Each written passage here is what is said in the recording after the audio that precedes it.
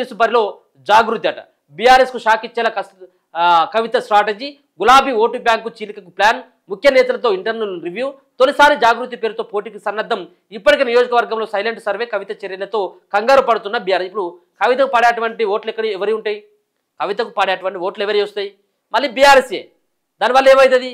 BRS రెండు ముక్కలుగా విడిపోయి, సో బీఆర్ఎస్ పడేటువంటి ఓట్లు కవిత తీసుకోవడం వల్ల ఆడ ఖచ్చితంగా బీఆర్ఎస్ పార్టీ డౌన్ అవుతుంది. అది అధికార పార్టీ ఆడ ఆపోజిషన్ పార్టీకి, బీఆర్ఎస్కు ఆపోజిషన్గా ఉన్నటువంటి కాంగ్రెస్ పార్టీకో లేదా బీజేపీ పార్టీకో కాస్త లాభం అవుతుంది.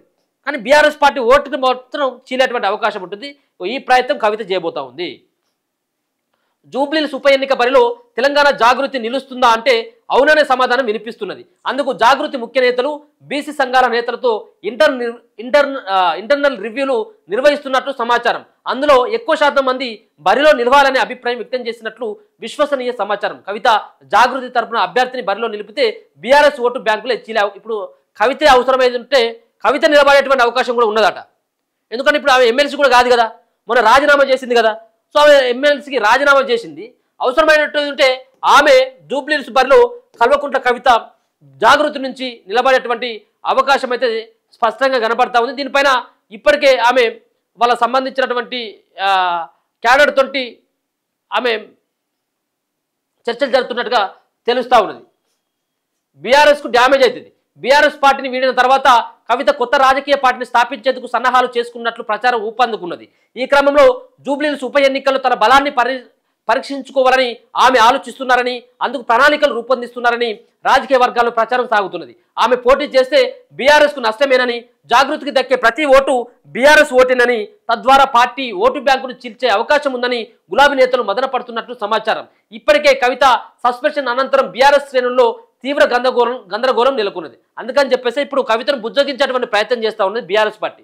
ఆమె కనుక మళ్ళీ పోటీ చేస్తే మాత్రం బీఆర్ఎస్ చాలా లాస్. ఇది వదిలిపెట్టుకోవాల్సిందే. ఇప్పుడు బీఆర్ఎస్ జూబ్లీహిల్స్ సీట్ను వదిలిపెట్టుకోవాల్సిందే.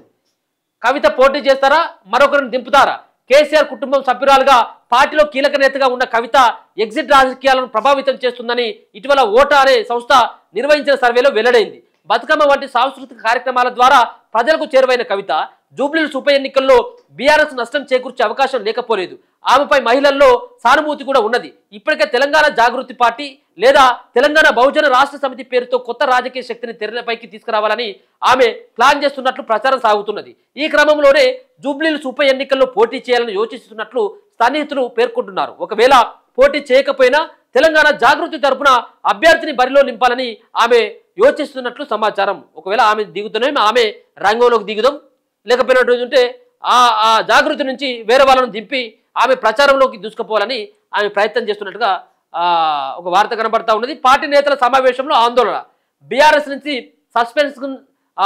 సస్పెన్స్కు గురైనటువంటి కవిత తానేంటో నిరూపించుకోవాల్సినటువంటి ఆవశ్యకత ఉన్నదనే అభిప్రాయాలు వ్యక్తమవుతున్నాయి.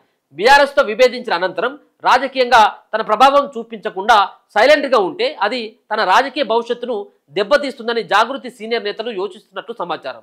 లేదంటే కాళేశ్వరం అవినీతి మరకల నుంచి కేసీఆర్ను తప్పించేందుకు కవిత డ్రామాలు ఆడుతున్నారనే ప్రచారం ప్రజల్లో మరింత బలపడుతుందని చెప్పడంతో ఆమె జూబ్లీహిల్స్ ఉప ఎన్నికపై గురిపెట్టినట్లు సమాచారం. ఈ నేపథ్యంలోనే జాగృతి బృందాలు క్షేత్రస్థాయిలో సర్వేలు చేస్తున్నట్లు తెలిసింది. దీంతో బీఆర్ఎస్ కలవరపడుతున్నట్లు సమాచారం. ఇప్పటికే ఉన్న సమస్యలు చాలక కవిత కొత్త తలనొప్పులు తీసుకొస్తున్నారని ఇటీవల తెలంగాణ భవన్లో జరిగిన రహమద్ నగర్ డివిజన్ బీఆర్ఎస్ నేతల సమావేశంలో ముఖ్య నేతలు అభిప్రాయపడుతున్నట్టు తెలుస్తున్నది.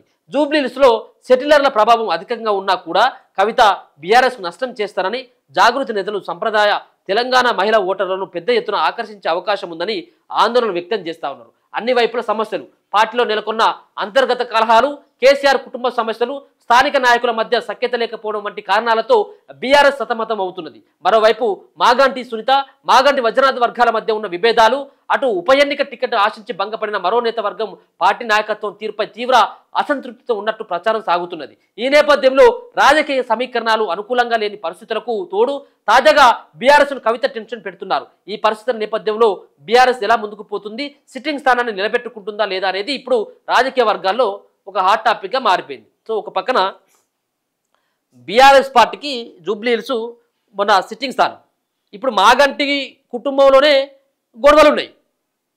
మాగంటి భార్యకి ఇస్తారా, వాళ్ళ తమ్మునికి ఇస్తారా, అన్నకి ఇస్తారా అన్నటువంటి దానిపైన ఒక చర్చలు కనబడతా ఉన్నాయి.